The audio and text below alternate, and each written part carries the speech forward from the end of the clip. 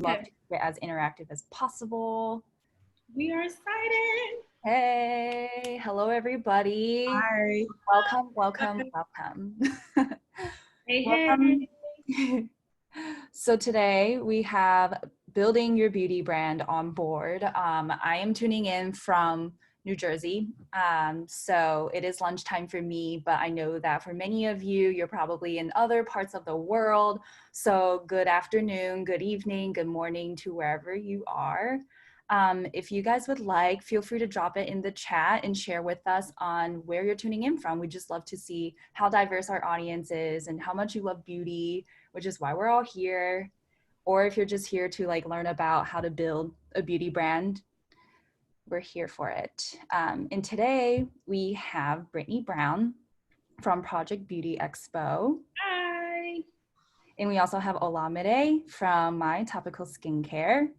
And last but not least, we have Jamika from Rosen Skincare. Hello. Yes.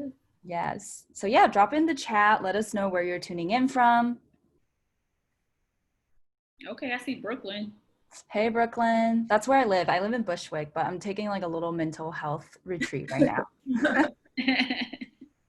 Queens. Okay. A lot of New York people. Oh, no, someone from California, Christy Hicks.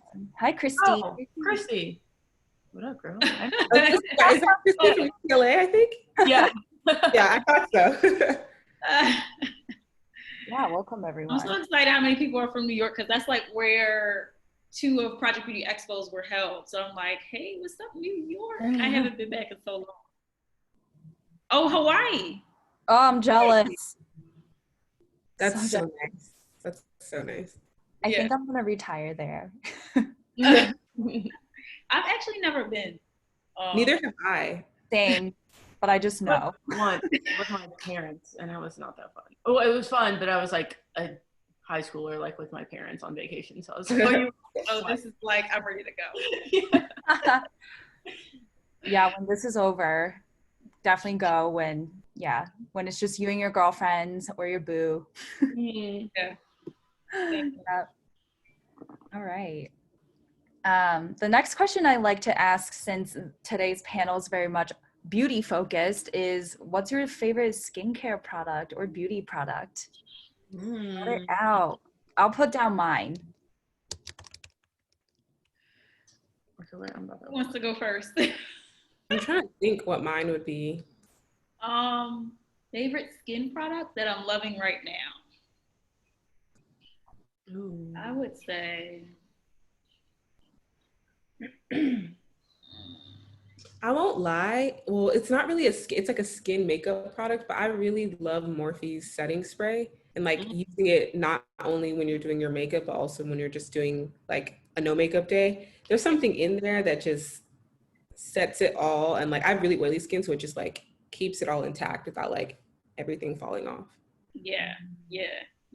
I love setting spray. Setting spray is really cool. I use it all the time. Like time to go outside. What about you, Jamika? Probably our Tropics toner or Bright Citrus Serum. I really don't use any brand by Rosen. So I'm really bad about that because I always want to try other brands unless like it's somebody that like I personally know and like I'm getting their stuff. Also, wait, I still need a sample from you. I think I ordered a sample from you on it. Sorry, Oh, you ordered a sample from me? I think maybe my mom has it. I need to check. Yeah, I was gonna say if so, they were shipped out like a while ago. That's why I just realized. Yeah, let me check on that. Anyway, yeah. Love it. So I'm just gonna shout out a few from the chat. Sharon said Peter Thomas Roth retinol serum. Sierra said SPF, please. Yes, I don't care if it's winter, summer, whichever season. SPF is your best friend. Mario Badescu, Glow Recipe Toner. And then my personal favorite is Stradia's Liquid Gold Moisturizer. I lived in Denver for nearly a year and I survived my first winter because of it. Like literally my skin was chapped on my face. Wow. And just putting it on like in a single night, it totally transformed. Yeah. Someone asked, will this webinar be recorded? And yes, it will. Yes. I think, right? Yes, this webinar is being recorded right now as we're speaking. So I will be including the live recording in our follow-up email along with our panel's LinkedIn, so that way you can stay in touch if you wish. Yes. But yeah, I'm gonna really just dive into today's program because I know we're all dying to hear from the ladies. So yes, everybody, thank you again for tuning in to Building Your Beauty Brand. Very quickly before I pass it off to Brittany, our moderator today, and who's been the ringleader of everyone's amazing chat ahead of today. Just want to say thank you all for being here. I know it's a very tough time with all the recent movements and of course still being in pandemic. So yes, it is real that we're struggling here and there, but at the end of the day, we do have a strong community. So thank you for being here. Very quickly, just want to chat with you about GA. So General Assembly is a global tech and business school. And what that means is we have around 30 some campuses around the world to help you get into the career or job that you want to get into. And how that happens is feel free to, you know, attend and speak to me about our free webinars like this one, or if you want to tune into like our classes and workshops or attend our full-time or part-time courses. We literally have everything to help you skill up or reskill within coding, design, data, marketing, career development, and so on. And some meeting norms, feel free to drop your questions in the Zoom Q&A button. And of course, we love to keep our panels and webinars as interactive as possible. So feel free to share your thoughts in the chat as well. Share some love, you know, gotta have lots of it. And yes, this event is recorded. So if you have to hop off for any reason, we will be including it in our follow-up email. And if you have anything you'd like to share with us, feel free to follow and tag us at GA_New York. And I'll also be dropping our panel's social information as well. And that is it. Now I'm going to pass it off to Brittany. Thank you. Thank you so much. I'm super excited to be here with you all virtually. My name is Brittany Brown, and I am the founder of Project Beauty Expo, Project Entrepreneur, and B Brown Agency, recently known as Project Beauty Agency. I became close friends with these ladies, I would say about last year when I migrated my event to the West Coast. So for those who don't know, my first business, Project Beauty Expo, is the first curated beauty expo created for and by women of color. And I launched the expo about almost 5 years ago. And I'm originally from Baltimore, Maryland, and I started the event out in DC back in 2016. And the reason why I started the event was because in 2014, I had my own skincare line and I did not know what I was doing. Okay, I did not know what I was doing. I was wasting a ton of money on marketing and, you know, kind of like the visual aspect of the brand without kind of learning and getting acclimated to like the business and what keeps the business kind of going and rolling around. So I made a lot of mistakes. And one of the mistakes I made was, you know, just participating in a lot of trade shows that weren't for indie brands at the time. So I said, you know what, I'm going to stop giving my money to these huge trade shows that just wasn't built for like a small indie business, and I created my own, and that's where Project Beauty Expo was birthed.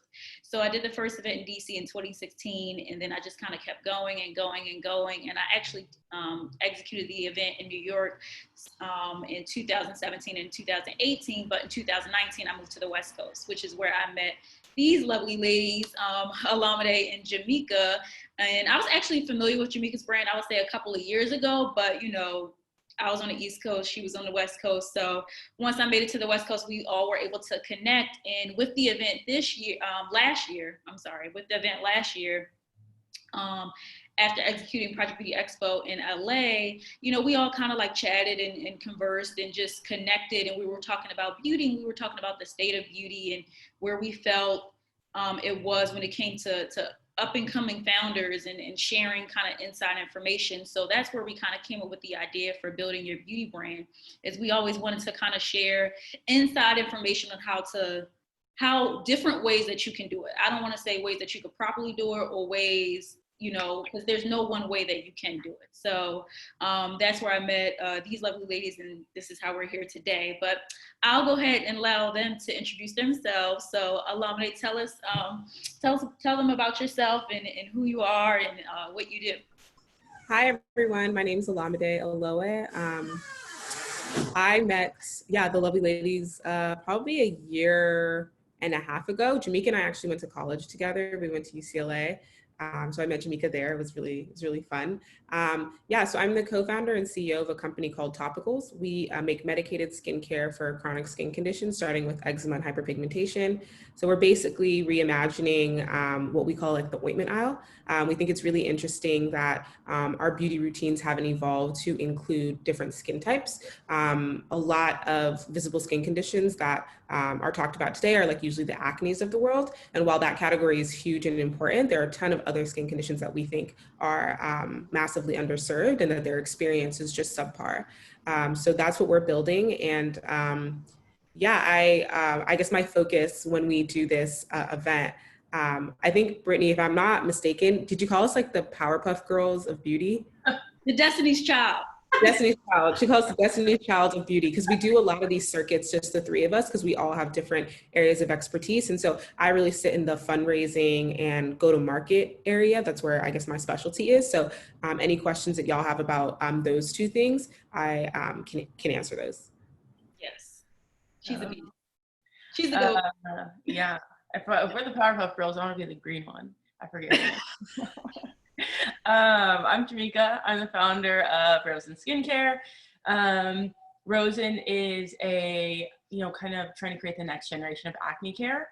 And so it's cool that Olamide is doing like eczema and things like that, because there's so many like treatment things that we can like talk about and just like think about those spaces. And really my goal with that is really to just like reimagine what acne care looks like. What does a Clearasil or a Clean and Clear like for our generation look like?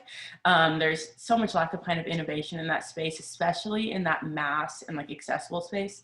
The complexion care aisle in like a Target or a Walgreens is like very much the exact same from when I was in like 6th grade. And so that's what we're working to kind of break up, innovate, and just really create and serve products for people who shop that space. And they're like millennials and Gen Z. I met Olamide at UCLA. And so just like randomly at an event, we connected, and then obviously like kind of connected a lot more like once I graduated and we started like working on our own businesses. And then Brittany, I had followed her for a little bit with just like Project Beauty Expo. And then when I found out she was coming to LA, I signed up, of course. I was like, yo, like, I was trying to get into more events or panels, but nobody was checking for me. So I was like, let's make our own. And so we did this panel last year.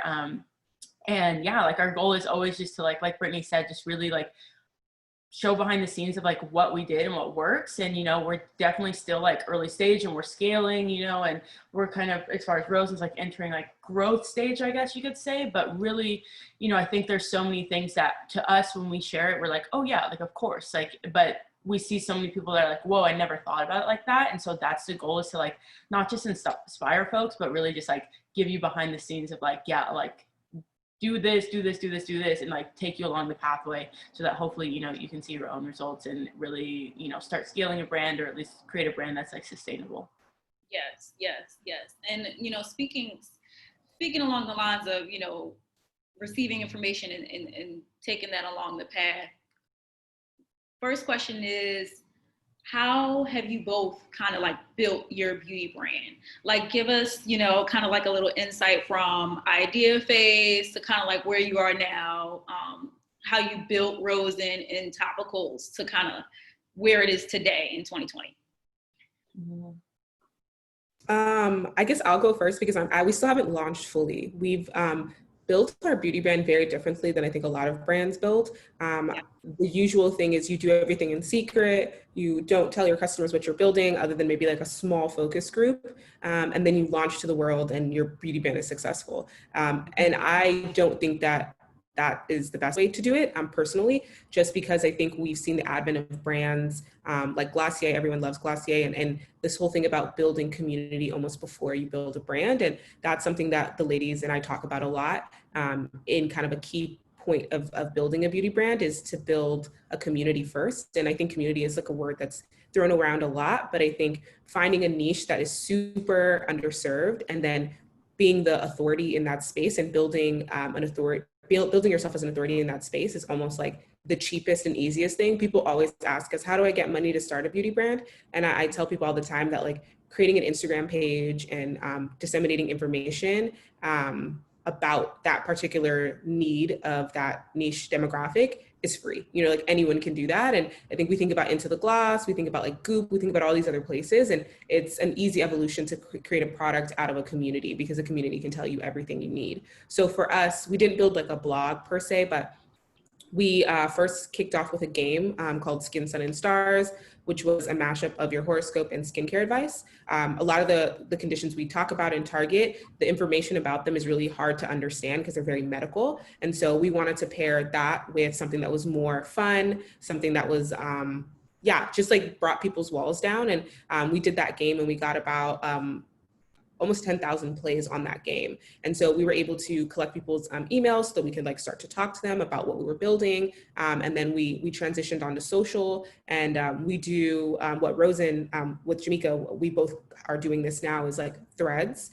We found that are both really interesting with consumers or with customers who have like need state. So instead of just like luxury face mask type products, both Jamika and I sell products that are very results and performance oriented. And so people want to understand why their skin is doing whatever it's doing in the first place. So whether it's acne or eczema or hyperpigmentation or dryness, like why is my skin doing this? What's the scientific, we call them skin intellectuals, like what's the science behind why this is happening to my skin, and what are products, ingredients, things I can do to make this better. And I think everyone's looking for information and content that's easily digestible. So that's what we did just to get off the ground. And we're going to launch pretty soon. But in those early days, I think the most important advice I can give to anyone is create this community. And it doesn't have to be large, but they just have to be like hyper engaged. Because once you can do that, then you can really find the holes where no one else is speaking to or serving the customer. Yeah, I agree. I love that you started with building community, because I do think that that's very important. I mean, that is what helped kind of Project Beauty get to where it is today, which is like 5 years later, is building the community. Because I mean, when I first started in 2016, year one, I was like, yes, I'm this girl who's like, yes, I have a trade show, but this is the first year. So it's kind of like, hey, do you want to be a part of this? And some people were like, you know, we want to see how it goes. And then some people were like, oh, I'm fully on board. But you know, one thing is that I kind of like set out the mission and the values. And that's what kind of like attracted people to want to be a part of, to want to be a part of the event that first year was, you know, I was very communicative about the mission and the values of what the overall picture of the expo was. And that's what had people kind of coming from 2016 and still attending up until 2020. And making sure I stuck with that. So I love that you said that first. And I love the part that you said that it doesn't have to be big. You know, because I think a lot of times, especially in the age that we're in now, the digital age, is kind of like all about the social numbers and how many followers you have and how many likes you get and all these things. But it's like, really, if you have a super hyper engaged, hyper focused community, you can have 1,000 loyal followers and you'll be able to sell those 1,000 loyal followers anything up. You know what I mean? Like, you'll be able to kind of like amplify those voices, because then they're going to tell their sphere of influence, who's going to tell their sphere of influence. And that's how you kind of naturally grow through word of mouth. You know, with Project Beauty year one, we only had 4 exhibitors, but then year 2, we had 21. That was all just through word of mouth and building community. That wasn't through, I didn't start out with like, oh yes, I have 10,000 followers, now I can go have an expo. I just kind of let it build up to that point. But Jamika, go ahead, tell us how you built your beauty brand kind of like from start to where it is now. Yeah, so I would say if I were to start today, I would take a very similar approach. But I started right before I graduated college, so that was like 3 years ago. And I was so nervous. When I first started, I did like the opposite. I like didn't even have a Facebook page, Instagram, website, or anything. I remember when I was just like kind of putting this stuff together and telling people about it. But really, I would say once I started like kind of taking it seriously, I had the product. So I do the formulas at Rosen. And so I kind of like started very much from like a maker standpoint of like, how do I want to make these products? And you know, super basic like formulas and stuff like that, but just starting from that point and learning how to make the products and put them together, and really just like sourcing all of like where I'm gonna get my ingredients, where I'm gonna get my packaging, and just like Google is kind of your best friend there. I kind of just like did that. And then at that time, you know, I did have the Instagram, and really there was a lot of time where me just trying to like figure out like who we are and who we're talking to. And I would say once I started hitting, you know, a little bit of traction was really just like starting to send products out to influencers. And that's kind of, you know, the path that I took, was just like figuring out the products and what I wanted to do there. I started working on branding, but I wouldn't say, you know, I fully had it together at that point. It was just kind of like something that was decent enough, but I wasn't like so into.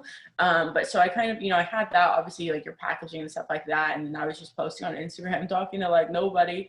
And then we started sending products out to influencers and, you know, getting them like affiliate codes and things like that. And that was something that, you know, slowly but surely kind of started growing our revenue. And so at that point, it was pretty much, you know, solid growth almost every month, but it was like, you know, you're starting from zero. Solid growth is like 1,500 to like 2,000 to like 3,500, you know, so it's just like super slow. So that first year was, you know, growing, but just like super small increments. And then it started to kind of like go quicker, but really using those gifted influencers, and then really just like getting a better understanding, I think, of like your brand and who you are. And then it's even easier for your like message to kind of spread when people are able to try your product, and like when they're sharing a post about your brand, like be able to speak to your brand without you giving them all these bullet points. Like that was definitely a really good point for us.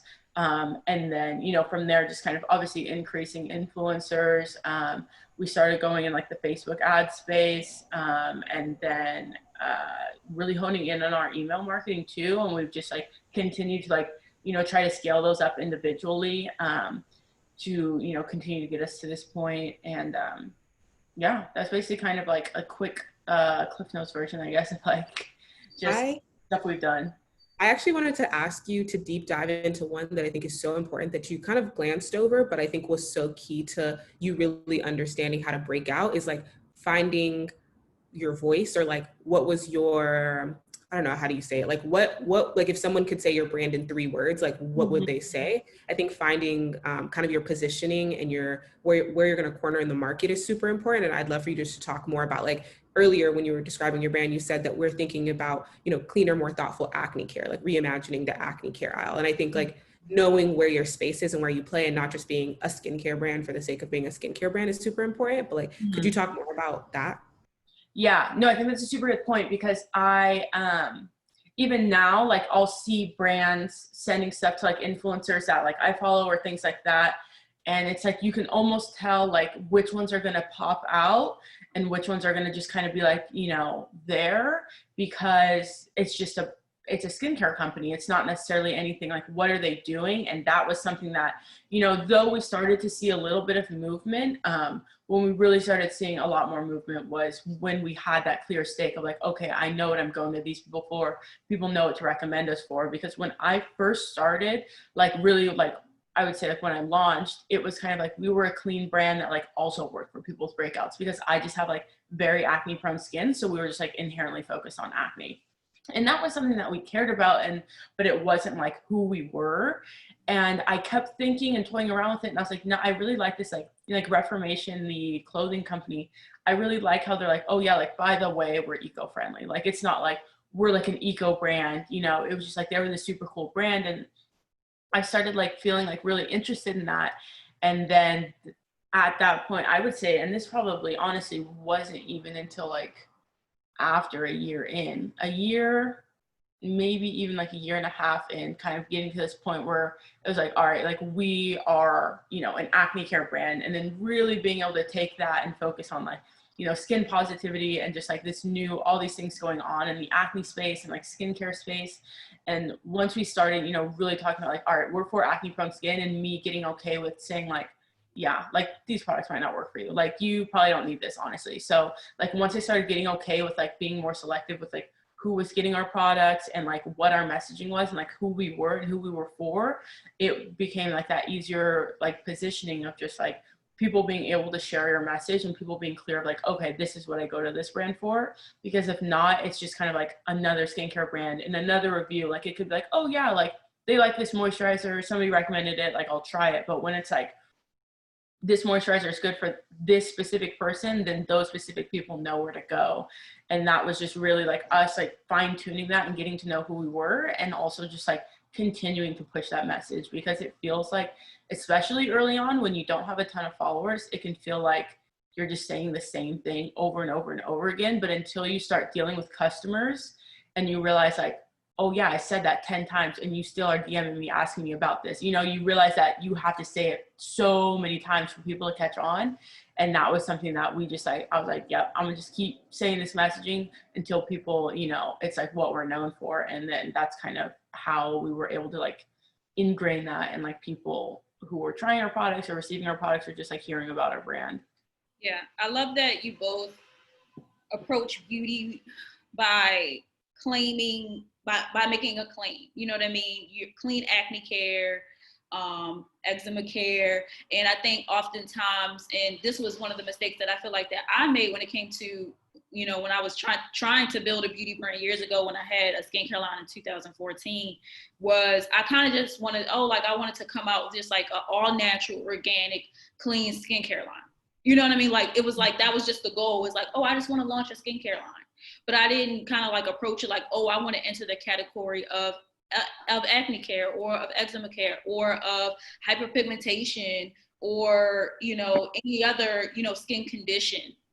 You know, I kind of just wanted to approach beauty because I just kind of like just came in and I kind of casted a wide net. But as you mentioned before, you know, it's a lot of beauty brands and skincare brands on the market, you know, and there are more being added every day. But it's kind of like you have to kind of like enter the market. Okay, what is going to be your niche lane that you're trying to tackle? Which skin condition or new innovation are you opening up, and why is yours better in comparison to others, and or why should people be a part of it? So I love that you both did that, and I think that a lot of other people should take a similar approach when they want to start a skincare line. So the first thing that you should do when you build a beauty brand is really establish the lane that you would like to serve.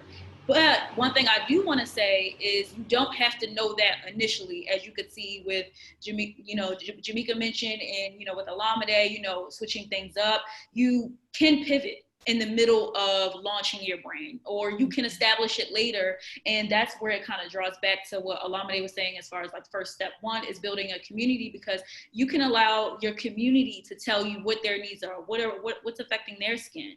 You know what I mean? Based on like your followers and your fans. I mean, the people that are following you and that are supporting your brand. And then you can kind of create and craft a lane from there. So I love that you both mentioned that with regards to kind of like that first step in building your brand. Now, obviously, the next step is money, right? Money. Money, we all know the saying, it doesn't fall from trees, and it's really hard to get. There are so many barriers with regards to, like, you know, ethnicity, just, you know, social class, so many barriers as it pertains to getting money. So a lot of founders are either getting investors or they're self-funding. And specifically, I would say in, you know, in our communities, a lot of people have to self-fund because they can't get bank loans, they can't get, you know, whatever is needed to kind of fund the business in the way of like being able to scale it quickly. So I want you both to kind of speak to your funding journeys and what it took to kind of like build your brands to where they are right now, and what that process was like. Yeah, so I've fundraised from investors, and it's been a really, really hard journey. I won't lie, like it's not easy. It's, I mean, Jamika and I go back and forth about this all the time, right? Like whether to stay bootstrapped, whether to fundraise. And I think it's helpful in ways where you can make more mistakes. That's really what money allows you to do, is make more mistakes, because you're going to make a ton of them as you're building. Even if you have all the right advice, there are going to be some mistakes. And what money allows you to do is have a little bit more of a cushion to test and try things. And then when you find something, to really go after it and spend a lot of money in it to like acquire your customers and stuff, or create a whole product line versus one product. And so the fundraising journey for me has been interesting. I think it's hard right now to raise money for anything pre-launch because of COVID, because of some other businesses that raised a ton of money pre-launch and then didn't end up being what investors expected them to be. And so I think it's very difficult to raise money. It's not impossible, but I think unless you have a very kind of going back to our positioning kind of conversation, unless you have a very interesting positioning that either A, people haven't heard, or your team has this supreme knowledge that is not accessible to the mass market right now, or you're working with Kim Kardashian, like it's going to be very difficult for you to raise money. Not impossible, again, like we've done it, but it is very difficult and it does take a long time. And I honestly think sometimes it distracts from building the actual business. So fundraising is a means to an end. And so I think when you're trying to go out to fundraise, it's really important to find people who are investing at your stage. So before, if you haven't launched anything or you don't have much revenue, you're at the pre-seed stage or the seed stage. And those, you have to find funds that are particularly investing there. So you can't just go to any fund and be like, hey, I have this idea, even if they're like a beauty focused or a consumer focused fund, like you can't just go there and be like, hey, like, can you give me money for this thing, right? They're going to say no, because if they're at growth stage, they're looking for businesses that are doing $5 to $10 million a year, right? And you're not there. And you don't want to have to waste time or get your feelings hurt by getting these no's.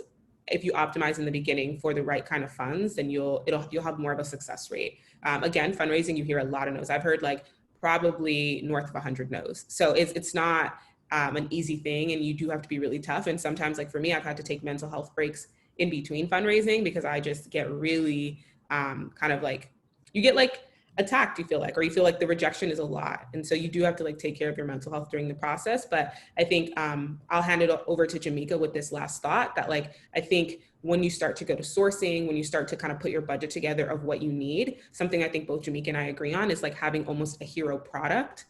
So many people want to have a lot of money so they can build 10 products. And from our experience, and Brittany, you as well, having that one hero product and allowing that to kind of really take you to where you need to go to the next level, then maybe fundraising at that level, or like after you've been able to gain a little bit of traction or understand your customer, is like key. It's very key. It's something we did before. We actually, before Topicals, we were actually under a different brand name, testing a lot of different things. And like some things stuck, some things didn't stick. And the things that stuck, we took them and then found out about new things from our customer and spinned it to be Topicals. And it was really important, honestly. Like I'm one of those people who's a perfectionist. So I was really sad about the first iteration of our brand not being perfect or what I wanted it to be, but I could not have ever gotten to where I am with Topicals now had I not been able to have those conversations with customers. And so I'll just pass it off to Jamika with that thought about having that one hero product. Sand and Sky is a brand that a lot of people see all over Instagram, and they started with one pink face mask. So they chose a product that was very visible, that could be viral on Instagram. And not everyone wants to do that, but they chose a product, one that was like pretty easy to make or something that was like needed in the market, but didn't require too much lift in terms of like exotic ingredients or things like that. And then they honed in marketing, selling to people that they were the brand that was selling this pink Australian mask, and grew to like, I want to say like, it was like $25 million in sales in like 2 years, right? And now they're able to expand out of that range, and like they're able to raise money and do all these things. And even if you don't raise money, once you start selling a product, you can take that money and reinvest it back. And again, perfect time to hand over to Jamika because she's excellent at this. Well, before I start, I do want to hear just like like how you found your investors. Because I think that's a big thing. People are kind of like, don't know where to find people. And then two, like if you had to say like top 2 things, like when you went into meetings and they were successful, like what do you feel like were the like top 2 things you hit on were like, oh yeah, like this resonated and this is what converted this, like, you know, this check or whatever? That's a great question. Those are 2 great questions. So the first one is honestly Google. If you type in beauty funds, people have written articles about like the top beauty funds or the top funds that invest in consumer or wellness, because beauty is an interesting category right now where people are seeing it as almost wellness and beauty, depending on like what you're selling.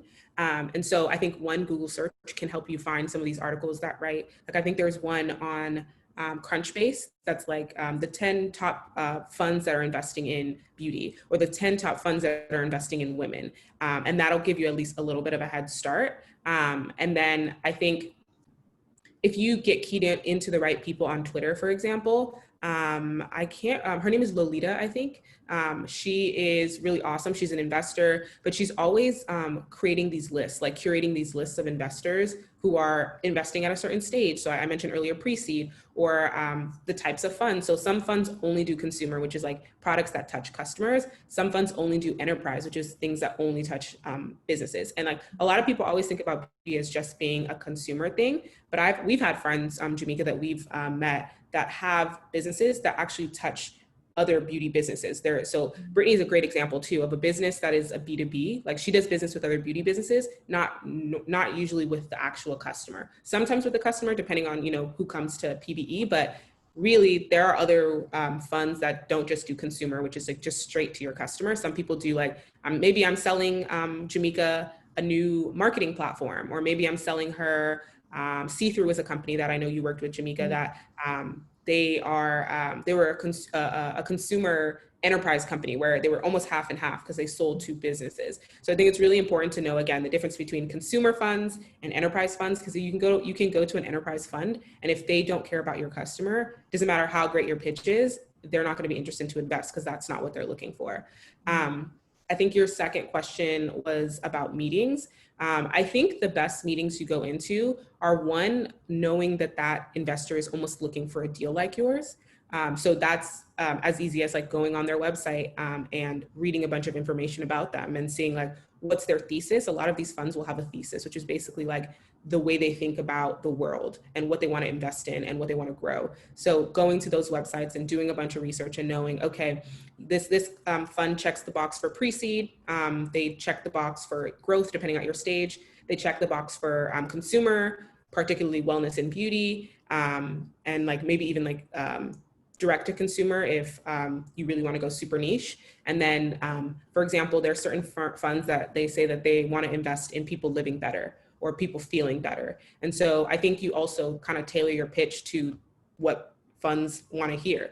Some funds want to hear about how we can alleviate, like how we can circumvent the healthcare system, right? So it's like, for example, with Jamika and my product, a lot of people go to dermatologists for prescriptions for these conditions. And so we'd be really great brands for those funds because we can tailor our pitch to say like, yeah, now instead of having to get, a Retin-A prescription or something else, because those can be damaging to your skin, X, Y, and Z, now you can use Rosen, which is cleaner and still effective, right? So I think you should tailor your pitch to whatever fund you're talking to, because certain funds will just have thesis. And if you hit it right on it's almost like knowing what to say to them that like just perks their ears up.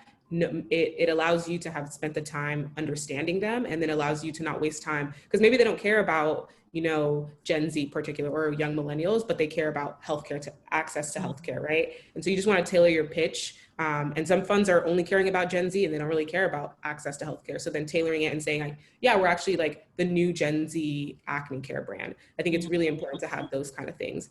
And then just lead with conviction. Like, don't come in there begging people for money, because you're doing them a favor by allowing them to invest in your brand. Like, don't come to them and be like, please, we really need like $5 to do this thing. It should be like, this is a deal on the table. This is what we're going to do with your money if you give it to us. And like, you can make either this much money from working with us, we can make this much impact if you work with us, instead of coming to it as like I really need money, I don't have any money. Because then when you're like that, investors feel like the deal isn't hot enough for them to want to come in. There's a lot of FOMO that happens with investors. Gotcha. Yeah, thank you. Those are good points. But I think that those are like, I know when I talk to people about like stuff like that, which I have not fundraised, but I'm like, yeah, I don't like finding people and, making sure you convert and things like that. But yeah, I'm somebody who has not fundraised. I've thought about it in like within the last probably like year-ish, 6 months, if it's something I want to do. But I don't, I kind of go back and forth a lot. Honestly, when I first started Rosen, I remember being in, I started like thinking about it. So this was before I like fully launched. And I remember taking a class, it was like entrepreneurial accounting and finance. And the first few weeks they started throwing around the word like equity a lot. I'm all, I don't know what this is, but I'm not gonna raise my hand. Everybody else seems to know what's going on. And then finally we got in like the section where they like broke it down. And then that was the first time I knew about equity. And I was like, people give you money and you don't pay it back. Like you pay it back if you exit or whatever. But I was like, I didn't know you could do that. And that was the first time I ever heard about it. And so I think, like, to Brittany's point earlier, like, so many people in our community, either one, like, might not have access to like investors or things like that, or also just like don't know about it. Like, I literally didn't know that was a thing. And then I was like so stoked on it. And but also, you know, like then getting access to like finding investors and knowing, you know, there's like an entire, well, I'm gonna probably teach an entire course on this, and just like there's a way to talk to them, and there's a way to, like, you know, and if you don't know that, you're gonna go in and it's not gonna be worth your time, and then you're gonna get super discouraged because, like, when I see, you know, people are just like, no, your idea is not worth it, and that's a lot.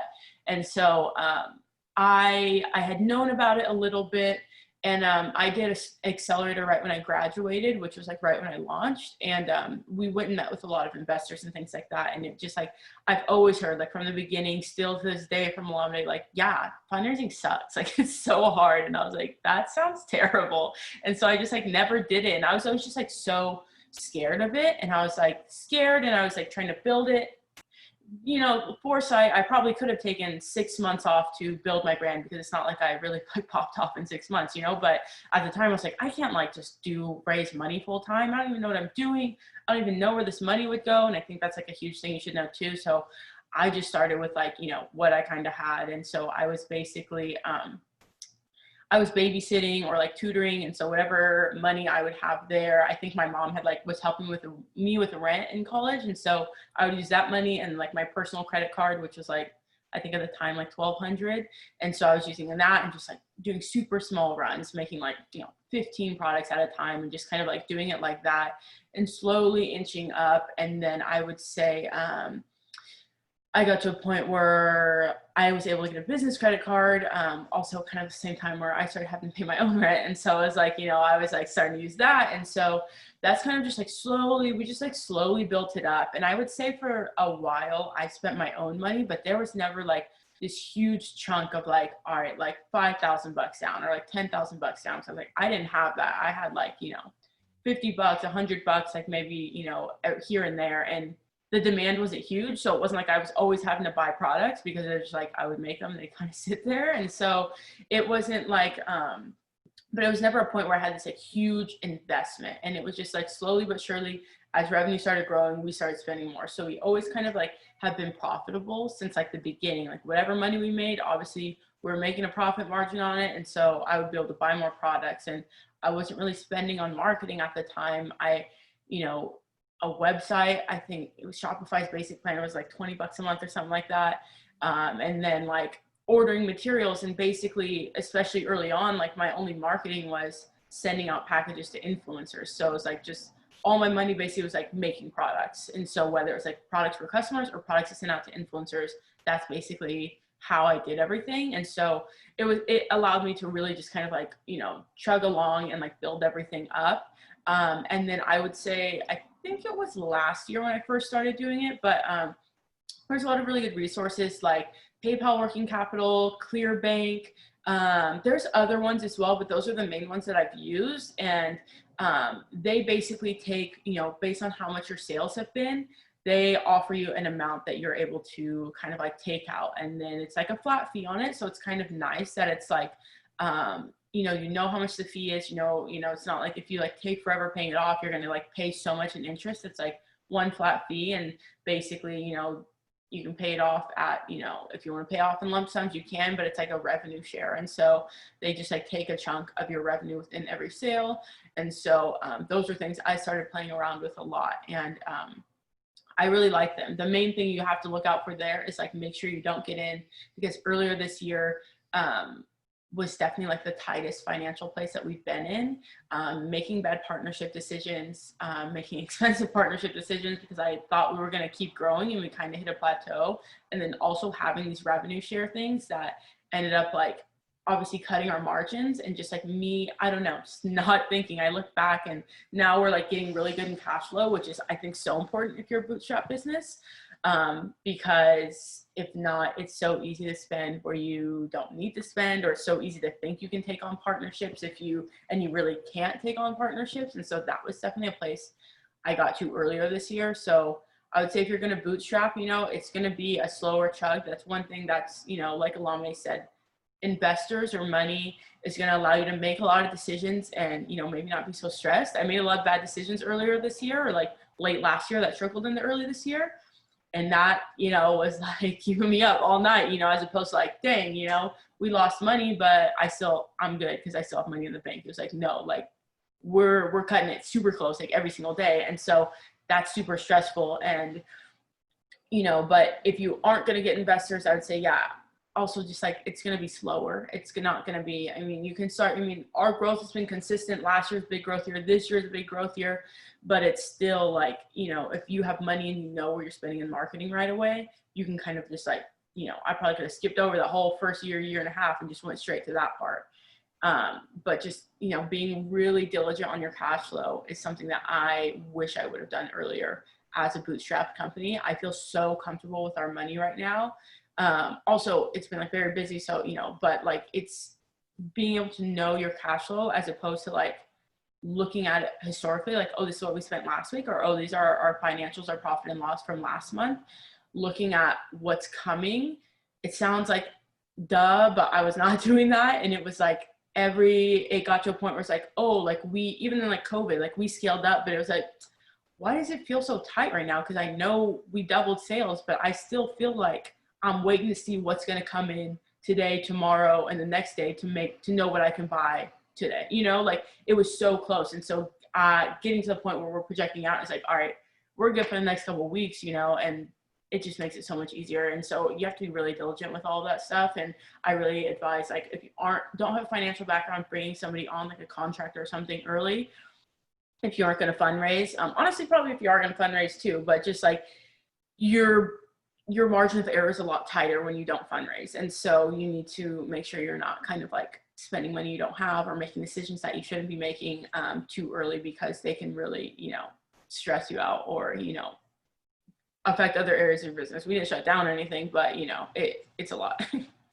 Yeah. I think, and I have a similar story to you, Jamika, with building Project Beauty Expo. And then even when I tried to launch my skincare line, you know, the whole idea of raising money was foreign to me, like, because I don't come from a family of entrepreneurs. Like, so when I got into entrepreneurship, when I started and set out the journey to like, oh, I want to start a skincare line, I want to start a company. And it was like, everything that I found out was through Google. And it's like, when you look on Google, it could be a very, you know, like daunting process. It could be very scary for someone who is unfamiliar of those opportunities based on like our community. You know what I mean? It's like the idea of like, oh, someone is going to give you potentially $300,000 in exchange for X percentage. Is the whole process is like, so it scared me. So, you know, I did the same thing that you did. A lot of, you know, the early on funding was like my job, working multiple jobs, doing facials. I was just working any job that I could. And any money that I made from the business just went right back into the business. And like you said, it would be small little wins, like, oh, we just cleared a couple $100, or, you know what I mean, based on this, versus like kind of like a huge chunk, you know. But, you know, the great thing is that, you know, I kind of got okay with that slow growth. And I think it really depends on, you know, your own individual journey for your brand, on how fast and how quickly you want to get there, and how much time and how much dedication you can give to the process. As Olamide said, you know, the process can be long, it can be mentally draining, having to take mental breaks, and sometimes you can get so caught up in that part of the process that you forget about the other part of the business. So I love that you both kind of touched on that part. But one thing I do want to say, I know both of you kind of touched on marketing a little bit, and we all have marketed in different ways, you know, to kind of build our businesses to this point. So my question is, what are some, like, would you consider failed or not so great marketing tactics that you did early on building the business in the earlier stage? Like, what are some things that you did and you were like, oh, this did not work out? I wasted a little bit of money on this. So what were some of those failed marketing tactics that, you know, because you always hear about, you know, like, you know, the influencer marketing worked well for you, Jamika, and then, you know, creating that digital game worked well for you, Olamide. So it's like, what were some of the things that kind of like didn't work out well?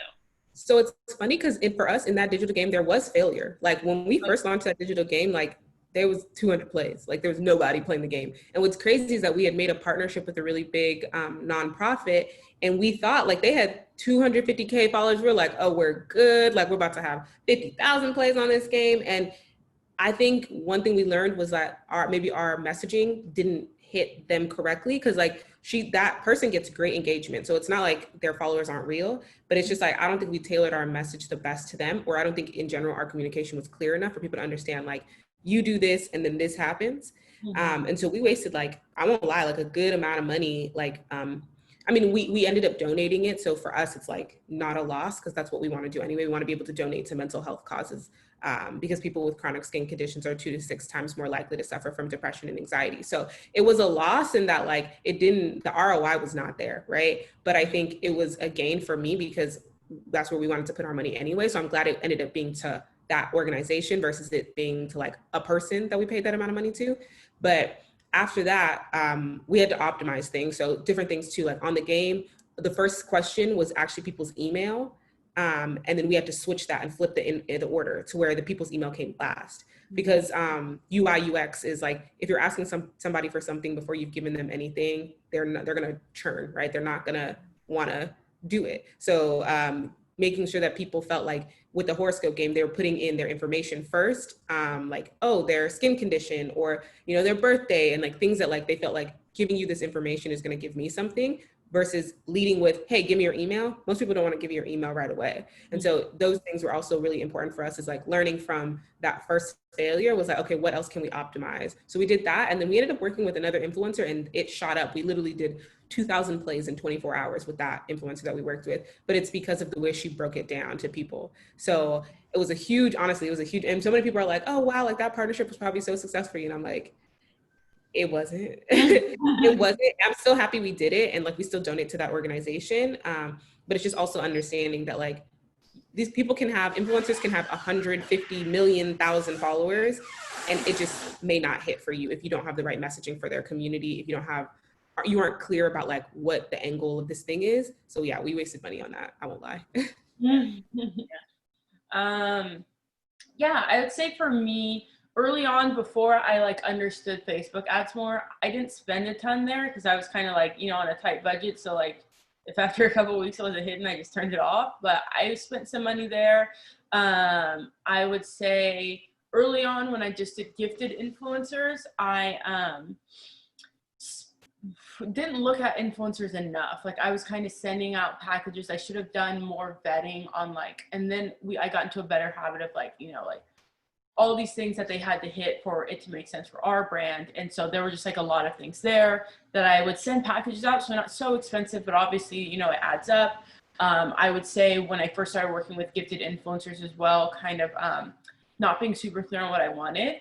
I was so like new and nervous. I was like, I would just like you to try this out. And that's what they did. But when in reality, I was hoping they would post a review. And so then getting clear of like, okay, I'd love to send you this for a review, you know, or something on your, you know, something like that. And just making it clear, like, this is what we want out of this. And so I probably, you know, sent out a lot of packages. And I remember at that point when I would send out packages, like the rate of posting was so much lower, because it was just like, it was never really made clear. Me follow up like a couple weeks later, like, oh, I'm glad you like it. Would you mind posting? And then it's like, you know, as opposed to like making it clear from the start. And then paid influencers is a tricky space. The first paid influencer I worked with, I was just like, all right, yeah, this is their rate. I think it was like $1,500. And this was early. So I don't even know why I thought that I was going to spend that. And I did. And it was worth nothing. I got nothing from it, like literally nothing. And I was like, and I remember like, nope, I'm not working with paid influencers again. But then I started like compiling their rates. So I would just get like every influencer I reached out to, get their rates, get their following, get their engagement. And then I could compare it, you know, and be like, oh yeah, no, for sure, this is way too high, you know, and learning little things about like what rates to pay people or what makes sense. And then, but even there, I mean, I would say that was one of the things from earlier this year that we started getting into, like, all right, let's start scaling this up.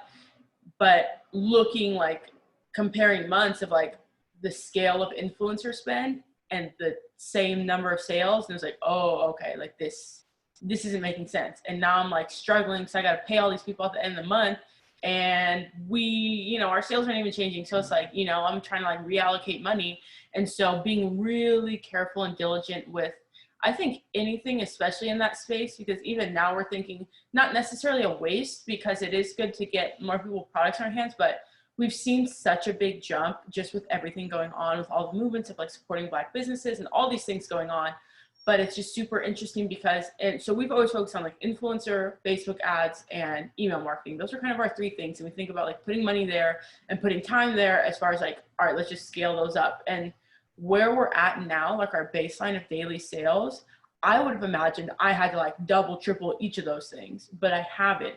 And so it's like now thinking about like, oh, wow, like, all right, if this is our new daily baseline, where's this coming from and where can I continue to fuel that fire?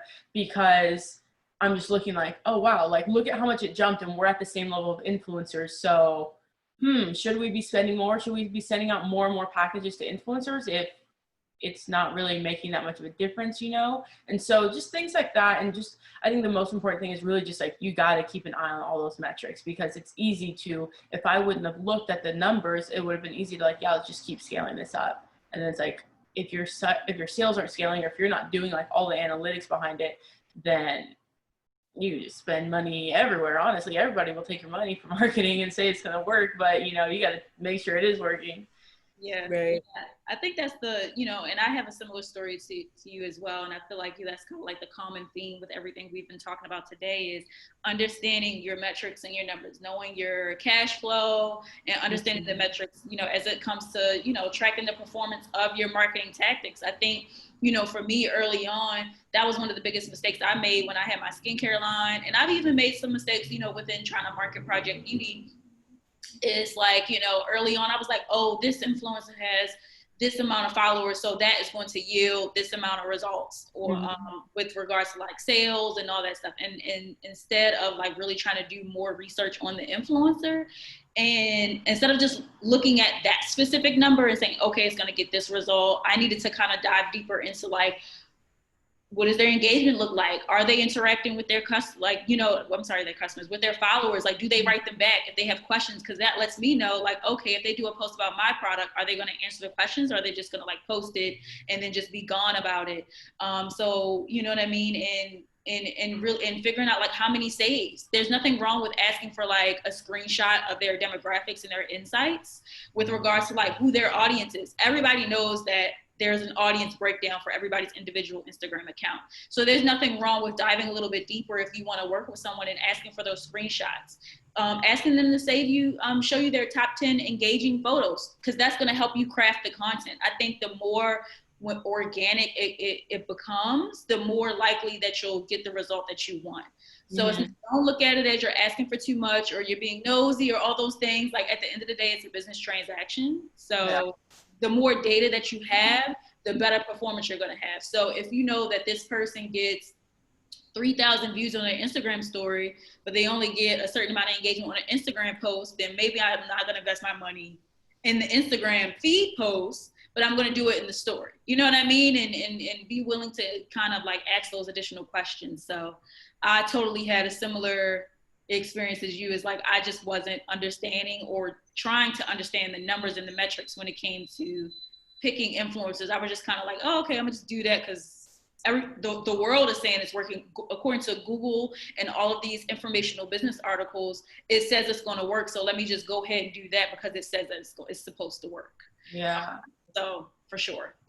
One thing too on that, like you just made me like think, and I think a lot of people think about marketing is just like, I mean, it makes sense, but like number of eyes on your brand or your post or whatever, you know, so however many percent it's going to go to your page, however many percent it's going to, you know, end up converting. But it's just like, it's not that simple. Like people, even still, like, oh, you should give so-and-so your product. Oh, you should put your logo on this, you know, shirt and I'll wear, you know, or you should billboards or things like that. But it's like, it doesn't work like that. Like, you know, like if 100,000 people see your product and they don't know what you do and they've never heard of you before, how it's not gonna, you know, you would think like, oh, at least 100 of them is gonna buy. I don't know. I don't think so. It's like you need to have much more dedicated touch points in messaging as opposed to just like your logo, your name, somewhere where a bunch of people are going to see it, it's not going to, people think it's going to convert just because a bunch of people have eyes on what you're doing, but that's really not the case, honestly. Like, I don't believe that. Yeah. I agree. Because I agree too. It takes you like what? Like, they say like a customer needs to see something like 7 times before they make an act on it. So like, think about, and I want like everyone on here today, like, think about how many times you've seen something, whether through Instagram, on a commercial, in a magazine, how many times you've seen maybe one thing before you've actually made an action on it. Like, it's very, very, unless you consider it like an essential need, like toilet paper or something like that, it's very rare that you're going to see this cleanser and be like, oh, I have to have this cleanser, unless somebody told you about it, it was a referral, or it's like, you know what, I keep seeing this cleanser come up like 5 times, so let me go ahead and buy it and see what it's about, because it is in my face. And this is where the additional marketing that Jamika was talking about comes in, as far as like having those abandoned cart emails set up, having those, you know, Facebook and Instagram ads set up, having, you know, optimizing your website, you know what I mean, to where just like follow-ups with your customers, and even after they make a purchase, and that continuing trying to upsell. So go to your point, Olamide, I'm sorry, go ahead. No, I was going to say, I agree with both of y'all. And we're kind of talking about money here. And I think like another area, and we actually have a question about this, is around sourcing for product. So I think we've talked a lot about like, you know, getting money to launch a brand. We've talked about how do you get that community, and community is partially marketing. We've talked about the no's in marketing, what you shouldn't do. But I think product is actually so important. And I think we talked about a little bit earlier before about like finding your niche, but now I think would be really awesome for us to talk about product and how we, you know, create product. I think Jamika and I, it's really interesting because we're complete, I guess, opposites. We're trying to almost go the other way though. I'm trying to go where Jamika is. Jamika's trying to go where I am. So I use a contract manufacturer, so that basically you can Google people and find people, or ask other people in who have brands if they'll allow you to know. Sometimes it's trade secret, so people won't actually share who their manufacturers are, but Google will pretty much give you a list of different manufacturers. That's usually how you find them. Something that Jamika and I, we were just texting about this 2 days ago, was vetting your manufacturers and like almost asking them, can I speak to another customer who has worked with you and whether they're happy or not? Because that will save you a lot of money, time, and stress. And it'll also let you know like the quality of work that they do. That's something that like for us, we should have done more of. Like our product is fine, everything is fine, but just like the process has been not as like smooth as we had wanted it to be. And I think like maybe had we asked more questions to different people, or in the same way you vet someone when you're trying to figure out like you're trying to date someone and you're like, oh, does anyone know this person, or has anyone like, you know, who are they connected to? You should do the same thing. You should date your any kind of vendor, whether that's like a retailer, whether that's a manufacturer. You should definitely date them and understand them, because you will spend a lot of money. Manufacturing is extremely expensive. It's like, I don't know about you, Jamika, but that's like the bulk of what we spend outside of like marketing and obviously like paying people who work with us. But yeah, and it's really important because I think we've gone past the days where you can just have like, I don't know, just like a face wash in a pretty bottle. I think like there's so many of those today on Instagram and in different stores that you have to have something that, it may not be a product like Jamika in mind where it's like action oriented, but it just has to be like novel enough to where people feel the need to purchase it. Because there's too many brands now. Before we had not enough brands that were made by like indie people or indie brands. Now we have way too many. And so you have to bring something special to the market. And so I'll say, yeah, vet your suppliers. You can find them online on different directories. And then I think for formulation, my co-founder actually handles all that. And she has a really big background in clinical research at Stanford in their dermatology department. So she's done a lot of study on like, what are the active ingredients that are going to give us this result? But I think when you're going to these contract manufacturers, sometimes you can just rely on them and they'll maybe know or have a stock formulation that you can purchase that's just like already ready to go. Stock formulations are interesting in certain categories. I think it's great to have a stock formulation for certain things where you don't maybe need to reinvent the wheel, but also knowing like if you build your whole brand on stock formulation, someone else can build another brand exactly like yours using the same exact formulas. But in terms of like having kind of specific formulas that you've created, I mean, I think doing your research again on Google or on different databases just to find out like ingredients, you know, or if maybe they're ingredients that haven't been brought to the US or they're just like new, just like doing a lot of research on ingredients and then going to your contract manufacturer saying like, I want my product to do this, and like these are the ingredients that I found to do that, is really helpful. Because if you just go to them and say, I want it to do this thing, they may not know how to do that, A, or B, they might put ingredients in there that maybe you don't like. So you have to tell them, you know, I want to be clean, I want to be at this standard, I want to do all these things. Because if you just say, I want to make a face wash for acne, they might put ingredients in there that don't live up to the values that you want your customers, or that you want your company to live up to. Mm-hmm. Yeah, definitely. And what's the question about, like, how we kind of developed our products and like stuff like that? Yeah, so it says, I know Jamika lightly touched on this, but I have a question about sourcing. I feel like thinking about how to create the products, labels, and where to get containers, et cetera, is the most intimidating part for me. Do you have any tips on this? Mm-hmm. Yeah, I feel like that's one of the things I get the most questions about. I think Angela might have dropped it already, but if not, I'll drop my Instagram in here. But I have a link in my bio where I have listed out like almost all the suppliers that we personally use, just because I get this question a lot. But basically, I found most of my suppliers honestly on Google, and still to this day, because there's a lot of issues with packaging right now in COVID. I'm still just like, if our top, 3-4 at this point, we have like 3 or 4 suppliers for everything. If they don't have it, then I'm just like hitting up Google, checking the price points, checking their lead times and everything like that. Packaging's a lot simpler, I think, because it's pretty like cut and dry, Ingredients, I would say definitely just check out different suppliers, do some cost analysis there, but you might want to get like 2 ounces from each kind of supplier and see what you want. Because like, for example, we use strawberry powder in like our super smoothie cleanser, and I remember I was like, oh dope, this supplier's good, and it was like strawberry juice powder, but I was like, all right, let's try it out. And it was like way cheaper per ounce, but it had the same like INCI, whatever that stands for, but like the official name of the ingredient. And so I was like, all right, it's the same thing. And we got it, and it was, more or less, it could, have the same effects and the same benefits, but it was like, our powder is like a reddish dark brown, like a reddish brown, and this was like white, like a pink. And I was like, oh, like, this isn't gonna work. It's a different texture, it's a different color. We can't just like switch up back and forth with this. And so just like things like that you really need to be careful about. And I would say, like, if you have the ability to like just get samples from different suppliers of like maybe different ingredients you want to try, also that would be a smart choice. Because if you do start building these backup suppliers, you don't want to like build up backup suppliers for like tea tree oil, and then you're like, oh, so-and-so's out of stock, let me hit this person up. And you've already been making this product for the customers, and then you get the tea tree oil and it's way different, then your end product's going to be different, and customers are going to notice. Especially like so I recommend like testing all that stuff out, especially while you're developing formulas and products, because that way you kind of know who you can go to, and you're not like already serving customers a product and then you are waiting on an ingredient to make your products and you can't even make it because that ingredient doesn't work. And this is also all from like me making products in-house. And so I developed the formulas at Rosen. I have like resources on that on my blog too. I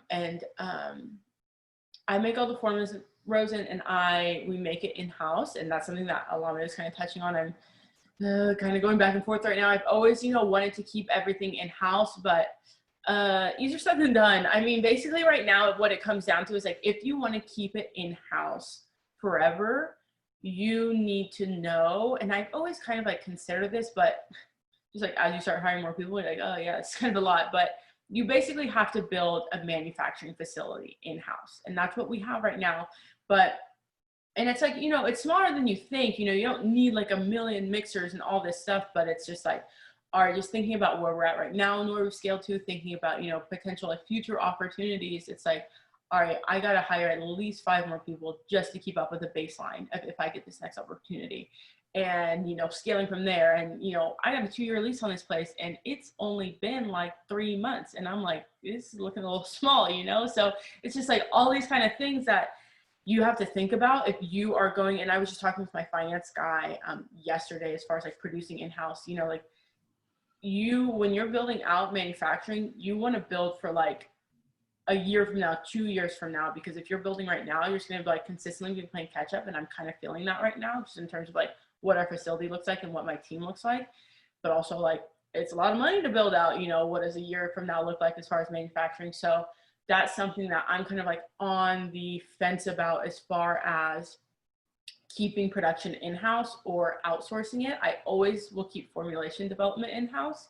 And so I'm just trying to see how that's going to work with a manufacturer, and how, you know, everything will kind of come together. Obviously outsourcing, it's like they deal with all that. And so in-house is easiest if you're kind of like starting out and scaling up, especially because there's no minimums. You know, you can make 5 products, 10 products, 100 products, you know, whereas a manufacturer, you might be able to find one that does like 1,000 unit minimums. Maybe there might be some where I found that were like 500, but that's just like the cost that it's for them to do 500 units versus for you to do 500 units is way different. Like you're going to be able to do it cheaper. And that's why I always kept it in house. And so there's just a lot of things that go into that, you know, what you want to make of that decision. But yeah, I really, you know, I have checked out all those suppliers online, and really honestly, Google is your best friend as far as like finding suppliers and things like that. But it's a lot easier than you think. It's not super hard to find like ingredients and packaging and stuff like that online. You just have to, you know, put the time aside and like search it all out. I think there was an important distinction you made about like formulating versus manufacturing. And I think that's where I think is super interesting is like we do formulation and manufacturing out of house. Mm-hmm. And I want to, this is Jamika, why we're going back and forth is I want to almost bring formulation in-house and then we can still keep manufacturing out of house. Cause I don't think we have the capacity to do manufacturing in-house, but I think like us hiring a chemist and having someone on staff who can like test and iterate. I think Jamika thinks this way as well, because we both did these entrepreneurial classes at UCLA, but you almost think of your company as like a tech company where it's like, you want to constantly be iterating and like, you don't want to, if something's not working, like you want to stop doing that thing. And I think for so long, a lot of beauty brands is like when something's not working, they just throw more money at it or more marketing. And it's like, oh, it'll get better. But like, you know, you have to be like, kill things when they're not working. Like you have to like literally throw them out. And I think that's why I really like Jamika's formulating in-house is like, we could test maybe like 10 products and then take those 10 to market, or we can only do 3 of them. But when you have a contract manufacturer, to test 10 products is a whole lot of money. Even with investment money, it's a lot of money. And so I think about kind of the pros and cons of maybe just doing the formulation. So that's, again, just making the base formula of what you want, and then having an outside person or an outside company make the 5,000 batch that you need to sell to your customer.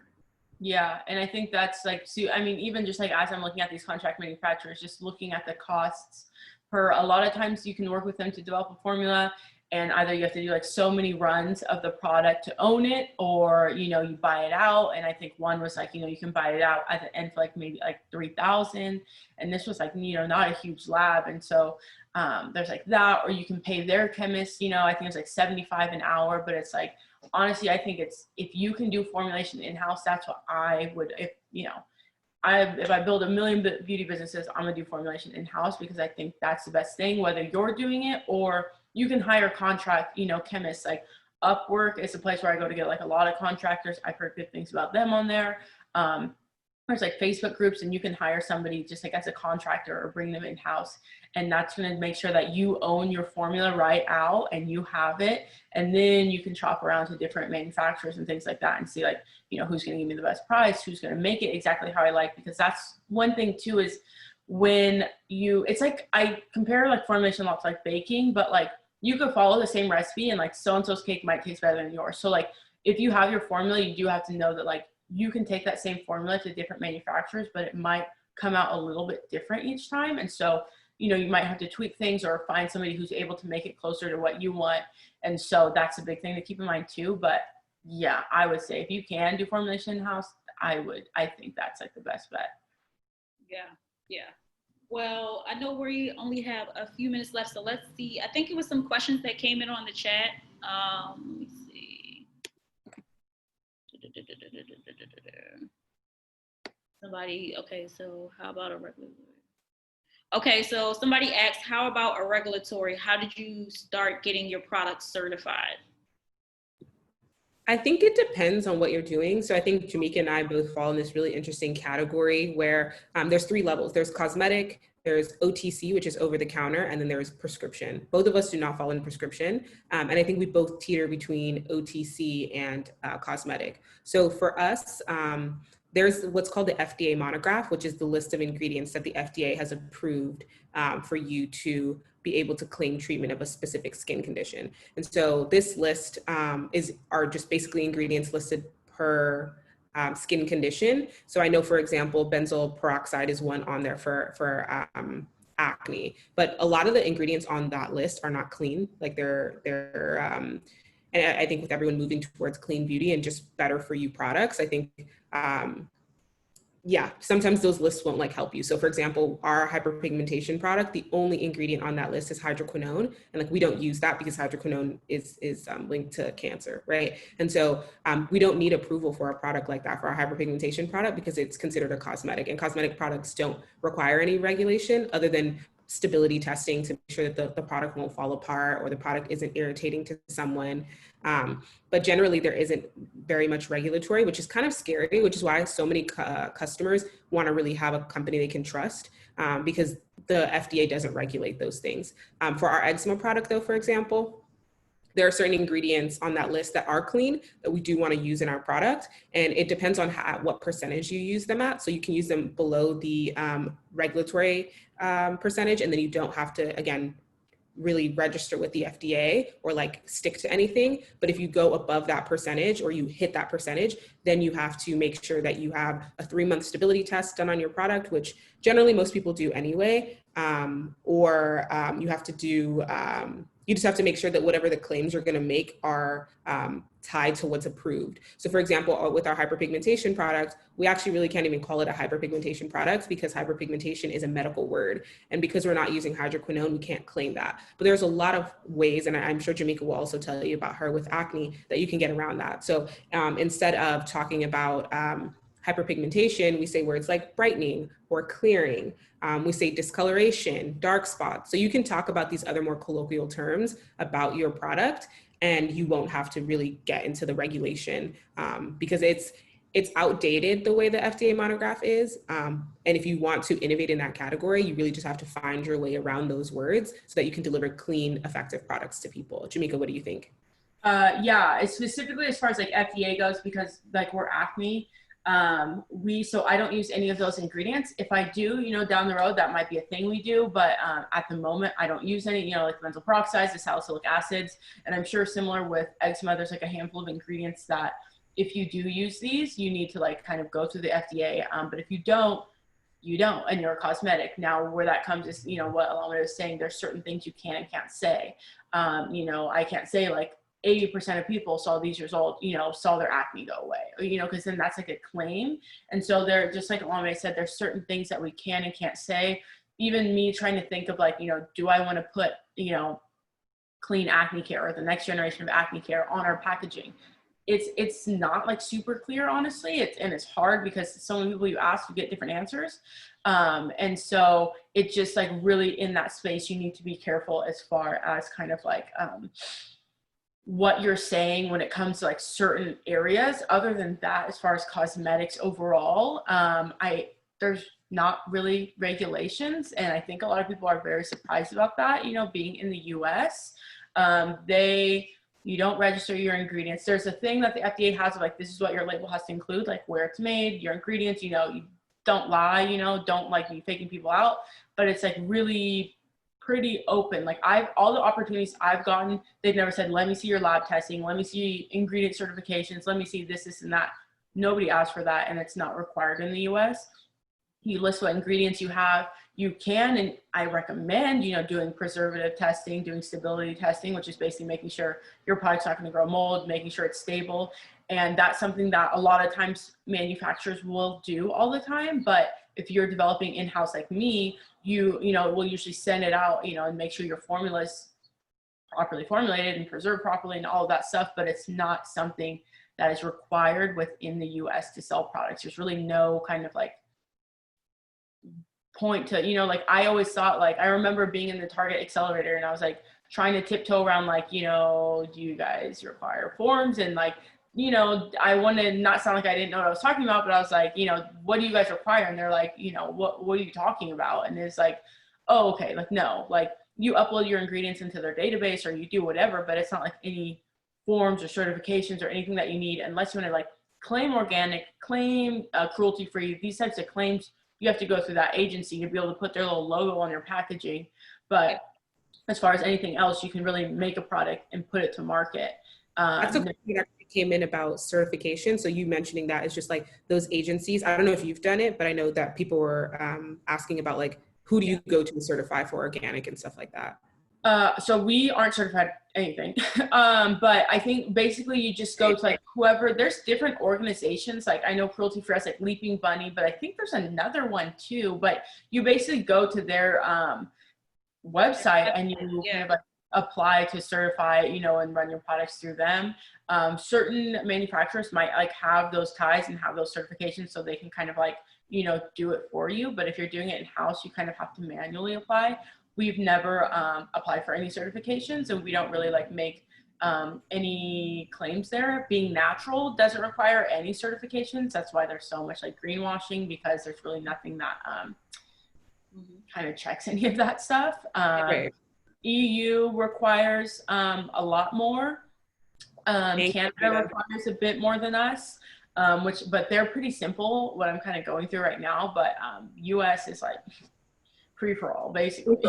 Yeah. So somebody asked, when moving into international, and I don't know if you both have thought about this, but when moving into international, how is it? Are you going to start going into getting more certifications? Because they also mentioned that, you know, there's a lot needed, as you mentioned, in the Asian markets and European markets when it comes to beauty. So from a scale level, have you both thought about that? Or what are your thoughts and your feelings on that? Or are you even thinking about that right now? We can like tag team this with, oh my bad. I was just saying we could tag team this with another question someone came in with about like Sephora, Ulta, Target, Urban Outfitters, and kind of like getting into retail. Cause I feel like that's when most brands start to do this certification. They start to realize that, you know, a retailer expects me to have, you know, Canada or European regulations. And so I know it's like a list. My co-founder does all that stuff because she does everything product, but like, it's like a list, for example, for Canada. We just got cleared for Canada, and you have to make sure your product adheres to a bunch of things, which is really interesting because like Jamika was saying, America is a free-for-all, but Europe is extremely strict, and so is Canada. And so, I mean, if you're a brand that's already kind of formulating clean, you're formulating by, you know, either Credo standards, Sephora standards, clean standards, you should be okay in those markets. Like 9 out of 10, you're fine. But basically you have to say that, you know, you don't have these things, check off the list, you don't have them. And then I think you need to register in an office or something with an office in those countries so that they have kind of a place in case anything goes wrong that they can like tie you back to in their country. Jamika, I don't know, has it been difficult for you, or have you done anything else in getting into retail, like having to do those things? Yeah, so I will say, also, I always joke about this, but Olamide is a lot more put together than I am, and I'm kind of just like flying. Like when somebody asks me for it, I'm like, okay, let me. That's such a lie. That's such a lie. I think about, we are a mess over here too. Like we're just trying to figure it out. But all that to say, I was shipping direct to consumer to Canada. Nobody asked me for anything, so I would just ship it over there. And we're being real, so direct to consumer, you can honestly get away with a lot, but it's once you start getting retailers over there, because they're like mass carrying your products, then you definitely need that. And so, for example, we just like started working with like an independent retailer in the UK or something like that. And so I have to get her the information so she can like register. But luckily, you know, we already have our lab tests, and we did our lab tests actually in the EU because I knew I wanted like those certain like qualifications, like because they're the highest standard. Canada, we're going to be kind of like doing some stuff in Canada, and so same thing, just like getting those registrations. And I think Canada, you just go to like Health Canada, and just like very similar. I mean, Google is like my best friend. Whenever I don't know anything, I just Google it. But you know, just like their website's pretty clear, just like the FDA. You know, like this is what you do, this is what you need to have, this is what you don't have. Like Olamide said, pretty much if you're doing like clean certifications, or not certifications, but clean ingredients, and that's your focus, 9 times out of 10 you avoided all the ingredients that they don't want anyway, so you're basically fine. There might be certain ingredients that you use where it's just like, you know, certain claims you have to make, or certain like notes you have to put on the packaging. Like I think Canada, I saw like we have glycolic acid in one of our products, so making it clear like if you don't already have it, like don't get it in your eyes, don't eat it, you know, stuff like that. But really, you know, just going to whatever the regulatory, like whatever the country is, and just seeing what their regulations are. And I've heard about, you know, certain places in Asia, I think specifically China. I feel like I've heard they require animal testing. I'm not super clear on that, but we obviously kind of like don't do anything through them. Also, any like independent wholesalers that reach out to us and make it very clear, like, yo, like we don't have any requirements that your country requires. So like if there's something you guys need, you need to let us know now. Or, you know, we're not responsible for it. And it's up to, you know, if I'm gonna go through that work to get certified over there, or if I'm just like, you know, not right now. And so really it comes in when you're starting to kind of like mass move products in a certain space. With the retailer, or if you're, you know, I don't know, maybe open up a storefront or something like that over there, that's when you really need to start like for sure thinking about those things. If you are an angel like Olamide, you probably are already thinking about those things, you know, even direct to consumer, but I kind of just took it as I had to. No, she's hilarious. It's so funny. People keep saying that like I have it together. Maybe I just talk like I have it together, but like I woke up at 4:30 this morning thinking about like, there are so many things I have not done. I have to get it together. I think we were also, someone asked a question, and this might be our last question, unless Brittany, you have anything else about getting into places like Sephora, Ulta, Urban Outfitters. We are not really announcing where we're going just yet, but I think the best way is honestly cold email on LinkedIn. So many people I know, like Melissa from Lip Bar, who's like a big success story now, she literally said she found the target buyer on LinkedIn, emailed them, and like literally stalked them until she was like, you need to try this product, you need to try this lipstick. And they were like, oh, this is really cute, we love your story, and brought her in. I think there are different platforms that people use, like Range Me. I will say with Range Me, it is kind of expensive sometimes if you want to get that visibility. And there's so many brands on there that it's like Instagram, you may just get lost in the fluff. So it's better to have like a direct connection. And I think right now the tide's changing for a lot of women of color and a lot of women-owned businesses. A lot of retailers are realizing that they have to step up, particularly in the Black-owned space, to bring Black-owned businesses in, because we get like I was looking at Sephora, and Sephora has 290 brands, and they only have 9 Black-owned brands. And like, it's crazy to think that like if a Black person wanted to buy a beauty product, yeah, they can buy from any brand, but like very rarely are those products like they work on. Like, for example, I have really, really curly hair, and like I can't use just regular shampoo, right? And so if there isn't any brands in Sephora that really test on or have products that I've seen work on a super curly haired girl, I feel really left out. And so it's really exciting now that we're getting this visibility, and like now I don't have to buy something from someone's boutique on Instagram. Like I can go in the store and like look at the product because we have more brands going in. But I think the best way to get people is literally use LinkedIn. A lot of people underestimate it, but it's a great place. Jamika, what about you? I don't know how you found retailers. Even you, Brittany, because you brought retailers into PBE, because we spoke to Target because of PBE. Yeah.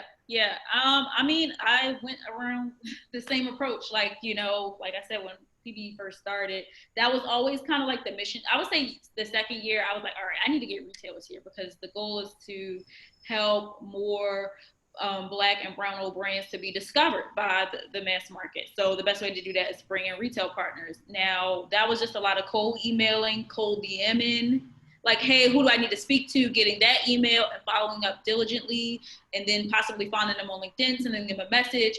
It was just a lot of just like follow-up. The key is in the follow-up and just never giving up, and just follow up till your fingers hurt. Like, just follow. But yeah, I totally agree with you. I do like the time that we are in right now. And it's so funny because I spoke with another retail partner about the time we're in now and about the lack of dedication to Black and brown-owned brands when it comes to the shelf space. And one piece of advice that I kind of left them with is that, you know, when it comes to beauty and when it comes to me as a Black woman going in to buy beauty, the importance that's going to make me keep coming to that store is how much of my beauty can I get at that store? You know, if I can go in and I can go and buy my Rosen and I can get my topicals, what about my hair products?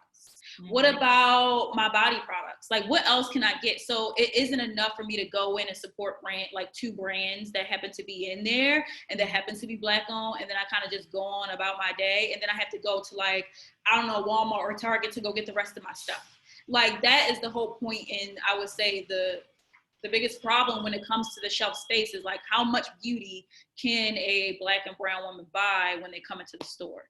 So I do love, I think it's called the 15% pledge. I started following that on Instagram and making sure and holding these retailers accountable. And I think as consumers, because we're all consumers at the end of the day, we're founded, but we're also consumers. I think it's important as a consumer to voice how we feel, to make sure that those things don't happen. You know, the more you voice as a customer, you think about when you go into a store and you be like, why y'all don't have this? You know what I mean? Or are you guys bringing, the more they hear that, the more the eyes are going to open up like, oh, okay. Now we need to start paying attention because we're missing money. So I don't know. That was a little rant, but go ahead, Jamika. I'm sorry. No, I think that's a really good point because I've never really kind of like phrased it like that, but just like how much of my shop can I do all my shopping in this one store, And so instead of having to bounce around and like 4 stores to be able to offer that, I think that's like a really good point, and I really like that. And with the 15% pledge, yeah, I hit up every retailer buyer I have, and I was like, my community right now is really like I'm holding you accountable because I'm right here. So I hit them all up, but I think just to your guys' point of, I don't need to add too much as far as like outreach, cold emails. Honestly, I really thought that I would have to get a broker. I'd have to hit up hella trade shows, all this stuff, because I think a lot of people talk about that. And I was like, I don't know. Do I want to spend money there? And, I haven't. And so I think, obviously a warm intro would be best, but cold email, if you get that response, send them a package and just stay on them. Just keep hitting them up with how you're growing, all your metrics, just stay on them. And, I think that's the best way to do it. As far as like retail, I think some things to be prepared for. There's different things for different retailers.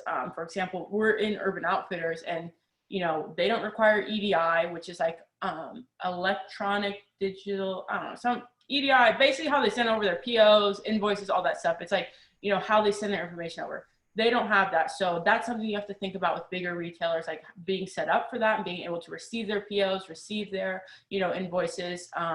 Stock wise, it's very different between, a Target, an Ulta, Sephora versus an Urban Outfitters. There's, their orders aren't huge. It's super manageable, but it's like, being able to make sure you're able to receive those, being able to make sure you're ready to package them how they want. Again, we worked with like FabFitFun, Urban Outfitters, pretty similar. Like it's pretty much like, all right, pack the products in a box and make sure this label's on there and put a packing slip. Versus like, some of these other bigger retailers, like, all right, you need to pack it 4 per box. You have the same case packing, you have the same, inner cartons in the master card, and it needs to be packed here, and it needs to arrive here on this time. You need to make an appointment. If it arrives an hour before, you're going to get charged. Like there's all these things to think about. Fortunately, there are also a lot of partners when you think about bigger retailers that help you with that. There's brokers who, we've been kind of talking to just as far as like having those conversations, getting you set up as a vendor, getting your ingredients imported, because those are things that are like, they're asking questions and I'm literally hitting up Google, like, what does this mean? And I'm like, they need this today. The EDI one is the one that got me. What is an EDI? Yeah, and they be talking to you like, I'm like, yo, I have no idea what you're so you're like, all right, yeah, for sure, I got you. But, there's people that can help with that. There's distributors who are basically people who will buy your products and then sell it to the store. And then there's also like a 3PL, which is people use it for direct consumer, basically people who package products and ship them out. There's also people who do that and, might not do your direct consumer, but they can handle your retail. So they're set up to receive, they're EDI compliant. So you ship your products to them and they deal with getting the PO, they deal with how to ship it out, they deal with all that stuff. And so there's things like that to think about, especially if you're thinking about mass retail, because there's a lot that goes into it. It's an entirely different business model. And so if you're used to direct consumer, you kind of got that down. And some of these smaller retailers like Urban or, other partners, they're just big direct consumer orders. It's like a bigger order, but I ship it the same way versus these bigger wholesale partners. There's so many things that go into it. It's honestly extremely overwhelming, but there's partners that you can get that will help you through that process. None of it is required, but some of it is like, they'll basically tell you like, yeah, you're going to need a broker, or like, yeah, you're going to need, so-and-so because you're not going to be able to figure this out on your own, honestly. And so those are some things to think about. And really the main thing to think about, I think, when it comes to retail is that you have to do the heavy lifting. Every conversation I've had with the retailer is you need to understand that your marketing and what you're doing is driving sales at the retailer. So many people think, all right, I'm in Target, I'm in Ulta, I'm in Urban Outfitters. Sweet, like I'm solid. Like, that's not how it works. They're expecting you to do how are you going to move these products? It's basically the same marketing you're doing for direct consumer, or, you know, you might have to think of other ways for in-store, but they're relying on you and your customers and all this big talk you had about how dope your brand is to move your products. It's not like, you know, how many times you walk into Target and see a random product and you're like, oh yeah, I think I'll grab this, unless the packaging's super dope and all this. If you've never heard of it, you're like, who is this, you know? And so you have to be willing to move your products and show them how you're going to move your products, because too many people think you're just like, you know, it's like a meal ticket. You just get into a retailer and you're good, but it's really not. You're in a retailer, and now how are you going to move those products for them? Yeah. I love that you made that as like the last point. I think that's very important. And I think that was a big misconception that I had.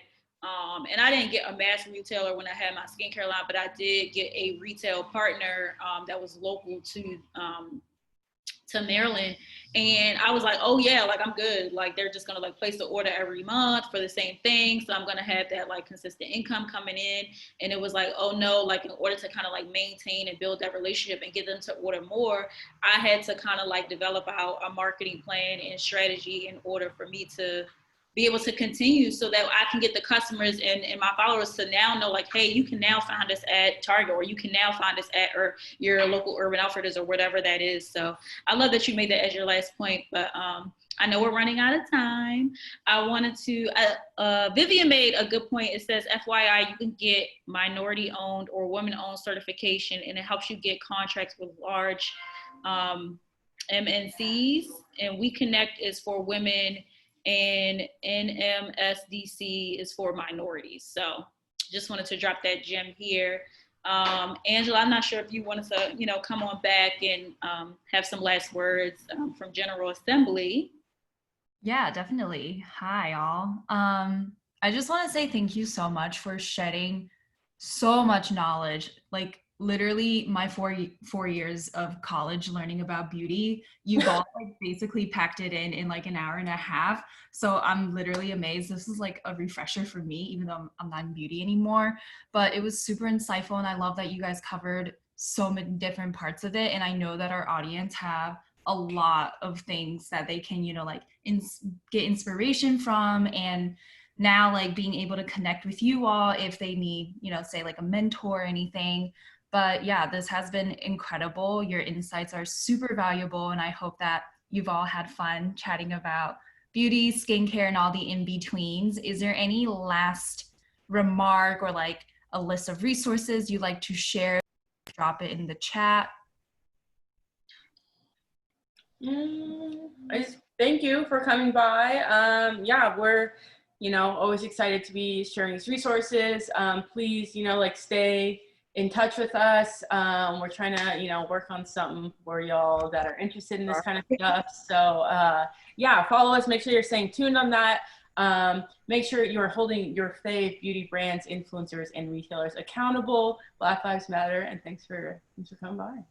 I second all of what Jamika said. But yeah, we have something really exciting coming. Brittany is like the master architect of like proof. Like, she's always like, Jamika, Olamide, like come on aboard. And we're like, yeah, sure, whatever you need.